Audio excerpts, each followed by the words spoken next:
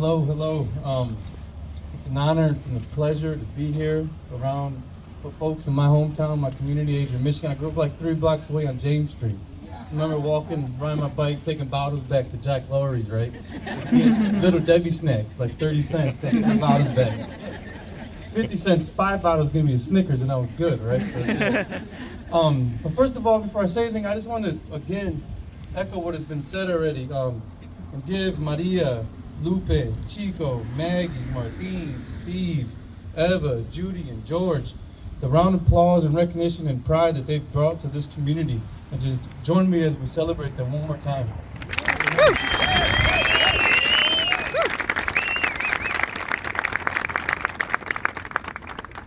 So I'll try to keep this short because I'm really emotional. This is a really important moment in my life, and I've worked really hard. Not really hard, I mean, it's been a lot of sacrifices to get here.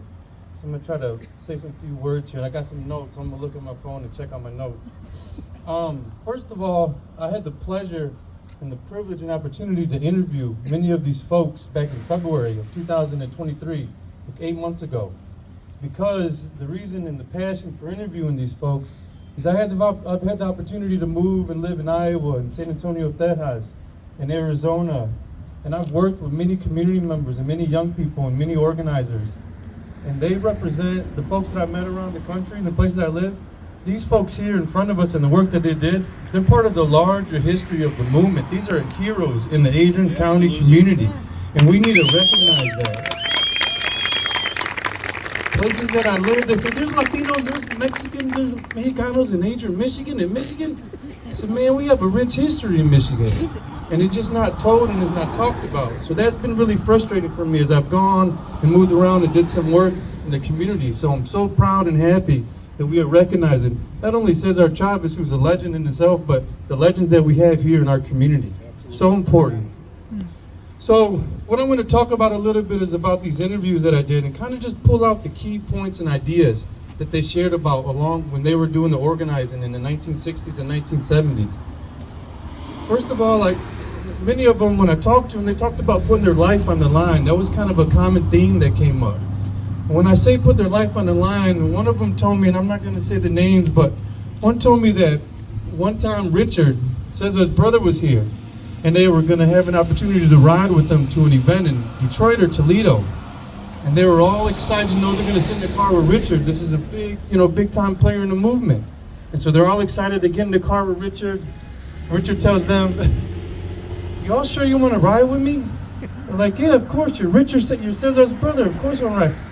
He's like, I just want to let you know, I've been getting death threats, right? My life has been targeted, right? There's people who are threatening me. I just want to let you know that you're getting into the situation with me. And they said, we don't care. We're with you, Richard. We're part of the movement. So these folks were, putting their life on the line to better improve the lives of the farm workers, right? And bring recognition to the movement that was going on. And that's super, super proud. I don't know if I would do that. I give them much credit for putting their life on the line. The other thing that was shared with me was, so Cesar came here, and it was kind of mentioned already, to really recognize, and this is such an important part of the larger movement. Here in Adrian, Michigan, we had the longest picket line going on in the 9 to 10 years, right? And Cesar came here personally and recognized and celebrated us. That's a huge accomplishment, right? That's so important. The other thing that was shared with me was, there's a lot of handwritten notes and letters that was passed from California to here, from the farm workers, from Cesar herself, and one of the folks here today told me that once they got one of these letters, he said I could tell that the letter was written in the fields, along with the workers, right next to him, right? And that person told me, he said, I hold this letter from Cesar Chavez closer to my heart, and I think it's more important than the U.S. Constitution. If that's some powerful stuff, when the person holds that much power and writes you a letter and you hold it more than the Constitution, that's important stuff that's going on. And it's coming from the main folks, the leaders to our town here in Adrian, recognizing the work that we were doing. It's so important.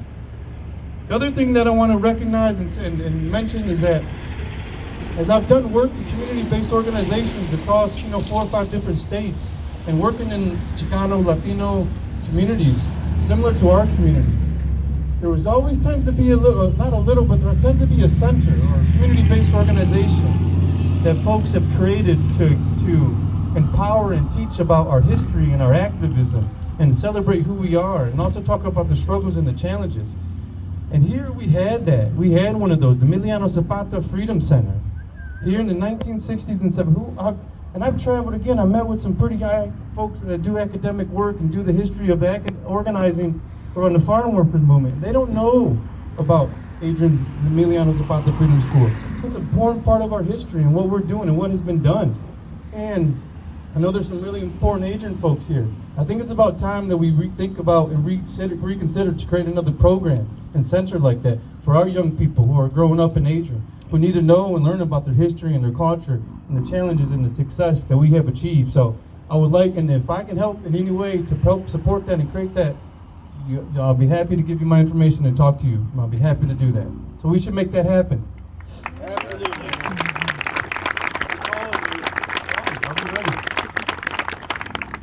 The last few things here, again, within this conversations, and so the reason also why I interviewed these folks, I'm an academic researcher. I'm at the Arizona State University, but at the same time, this is my community. This is my history.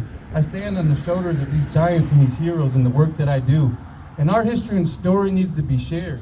So eventually what I'm gonna do, and y'all gotta give me time because I got a 4-year-old and I got a family I gotta take care of, right? But I'm gonna get there.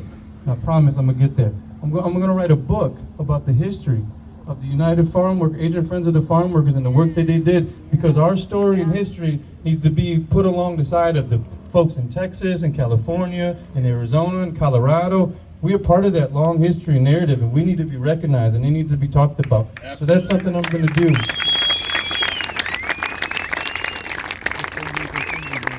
And the last thing I'll say, and this relates to education, one of the folks that I'd interviewed, and I'm gonna say this word for word, this is what they shared with me. He said, you get your own education as a Mexicano, and you learn from your own history and culture. He said, you will be proud as hell, and one badass person. So right on. Of course. And I'll just close with this.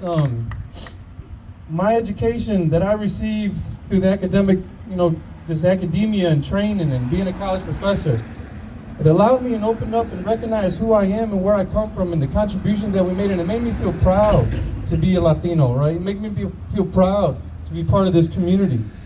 And I want us to continue to share the history and culture and importance that we have here in Adrian to our young folks, because they need to learn and they need to be proud, because I didn't learn that in Adrian Public School District. That's not being taught in school districts across the country. You gotta usually go to like a community-based organization or an elder, right? Or community-wise folks who've been around. And we need to change that.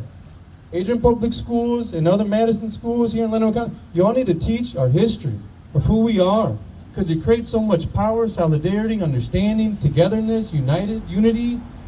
So we need to do that. I call on you folks here. There's a lot of young people. I know the demographic shift, it's a shift going on. The population of more Latino, Mexicano, Hispanics in our schools. And we need to recognize that. We don't need to wait till we're in our 40s and 30s to learn about our history and the contributions and what we've done. We need to do it now. Amen.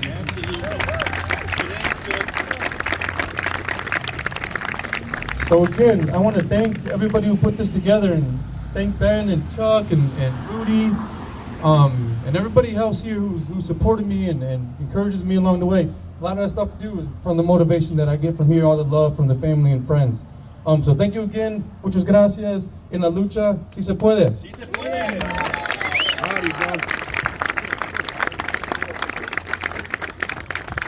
All right. I mean, really? Do you need anything else after that? I don't think so.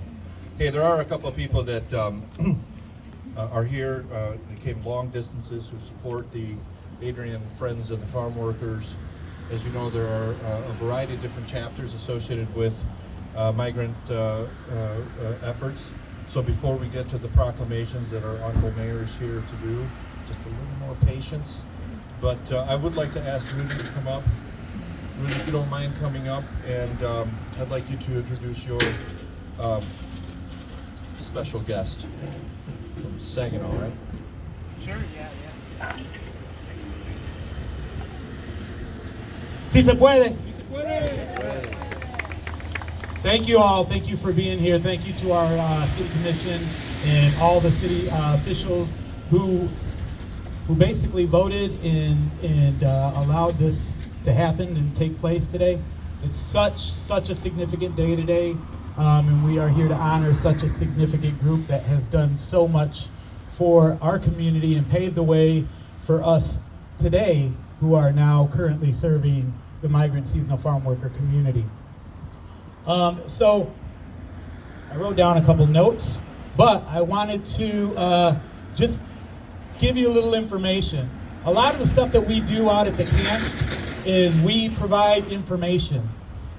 Information about their rights as laborers, information about the pesticides that are in the fields, information about how to take care of yourself, where all the locations are for the places that they can get resources. Veronica's is a great place where they come to get their resources to do their compras, to buy their supplies that are culturally significant and equitable. But the other thing that I want to talk about is the flag. The Friends, or the United Farm Workers flag, and the colors and what they represent. So the eagle on the flag, it represents pride, dignity, courage, resilience, and determination. The black on the flag represents the dark situation and the struggles that the farm workers were going through at the time, and since then and to even this day. The white signifies the hope that we have, the hope that the workers have for a better life and a better way of living. And the red represents the sacrifice. And so all these colors are encompassed in the Adrian Friends of the Farm Workers because they sacrificed, they were diligent, they persevered, and they had hope. And they were in struggles, and they had dark situations that they overcame. And because they did that, today it's made us a lot easier to say la lucha sigue. That means the struggle continues. We are still going to advocate on behalf of our migrant and seasonal farm workers because they are the hands that feed us. And let's get a round of applause for that. Our migrant seasonal farm workers provide the food that we consume every day on our table. There are so many different folks in our community who have helped in one capacity or another through ofrendas, is what I call them, or donations of supplies that we take out to the workers, through information that they gather through their research and data collection, through programming, like at the Adrian District Library that has bilingual, bicultural books and movies and screenings and educational opportunities. So they are opening, yeah, you can clap for that.